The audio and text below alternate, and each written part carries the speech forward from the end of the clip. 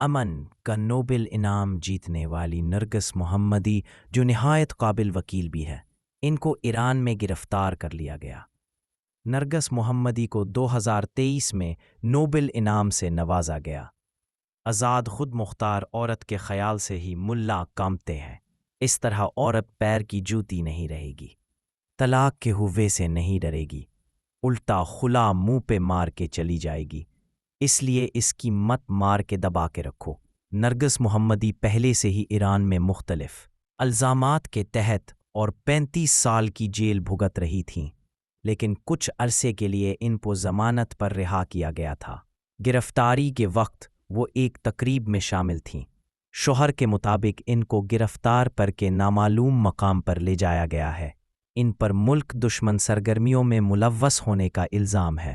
افسوس کہ اتنے قابل اذہان کو یہ لوگ پابند سلاسل کر دیتے ہیں۔ پاکستان میں ڈاکٹر عبدالسلام اور ملالہ اس کی مثال ہے۔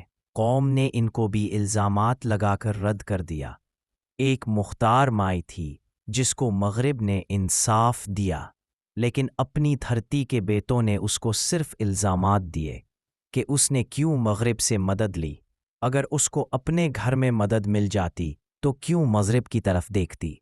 آج وہ ایک کامیاب زندگی گزار رہی ہے، بلکہ اپنی جیسیوں کو انصاف دلواتی ہے، عورتوں کا سر اٹھا کے جینے کی تربیت دیتی ہے۔ یہ اس وجہ سے ہے کہ اس کو مغرب نے انصاف دیا، اس کو انسان سمجھا اور ایک انسان والے حقوق دیے، اس کے ساتھ ساتھ ہونے والے ظلم کی مذمت کی، جبکہ اس سے بڑھ کر حقوق اس کو اسلام دیتا ہے، جو کہ ملا اس تک پہنچنے نہیں دیتا۔ افسوس، مسلمان ممالک میں جو کوئی بھی ظلم اور بدعنوانیوں کے خلاف بات کرے، حقوق کی بات کرے، اس کو ملک دشمن ثابت کرنے میں یہ لوگ کوئی کسر نہیں چھوڑتے۔ افسوس کہ مسلمان ممالک میں اگر خواتین کو مارا پیٹا جائے، اجتماعی زیادتی کی جائے، ان کو بنیادی حقوق سے محروم کر دیا جائے، ان سے بھیڑ بکریوں کی طرح سلوک کیا جائے، سخت مزدوری لی جائے، تو قوانین ان کی حفاظت اور مدد کے لیے جلد حرکت میں نہیں آتے، کتابوں میں لکھے ہوئے رہ جاتے ہیں۔ جیسے ہی خواتین اپنے بل بوتے پر کوئی مقام حاصل کر لے تو پورے نظام کو خطرہ ہو جاتا ہے۔ ایسے میں کہا جاتا ہے کہ یہ مغربی ممالک کی ایجنٹ ہیں، بلکہ دیکھا جائے تو مسلمان ممالک میں یہ رویہ خواتین و حضرات دونوں کے لیے ہے۔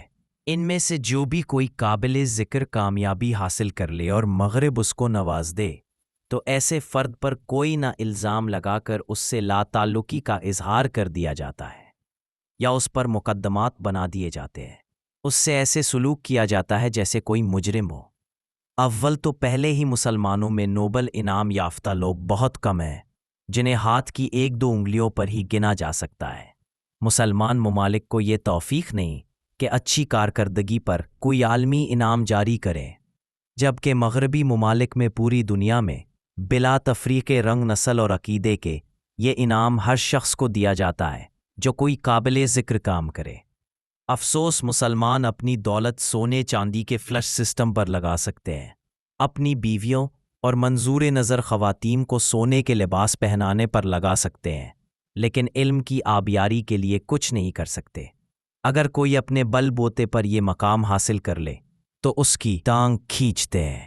یہ کہانی صرف نرگس محمدی کی نہیں، یہ ہر اس باخبر انسان کی داستان ہے جو ظلم کے مقابل سچ بولنے کی جرأت رکھتا ہے۔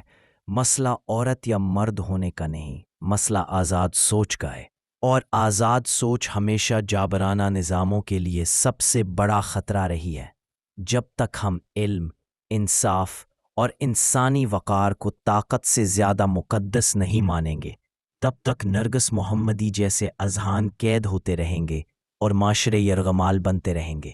سوال یہ نہیں کہ دنیا ہمیں کیا انعام دیتی ہے، سوال یہ ہے کہ ہم اپنے قابل لوگوں کے ساتھ کیا سلوک کرتے ہیں۔ فیصلہ ہمیں کرنا ہے، خاموش تماشائی بن کر ظلم کو مضبوط کرنا ہے، یا سچ کے ساتھ کھڑے ہو کر تاریخ کا رخ بدلنا ہے۔